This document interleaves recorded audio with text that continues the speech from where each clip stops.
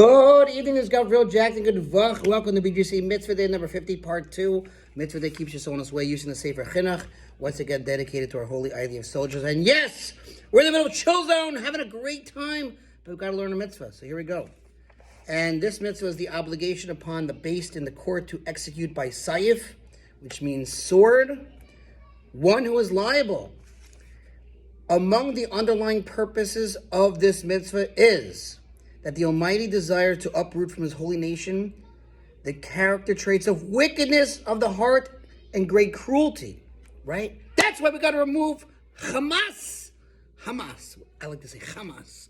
And, which means robbery in Hebrew, and Hezbollah, all the evil, we got to get rid of them so we can live in peace, my friends. That's what we say here. Therefore, the Torah commanded that anyone whose anger overcomes him to such an extent that he would strike with a mortal blow his own slave who is in his home and has no one to save him, that he who does this should be put to death. The Chinuch clarifies that although one has monetary ownership of his Canaanite slave, killing him is still a capital crime. Even though the slave is the master's monetary acquisition, and it may be argued that he merely destroyed his own property by causing the slave's death, nevertheless the master is to be executed, since his anger overwhelmed him to such an extent that he killed another human being.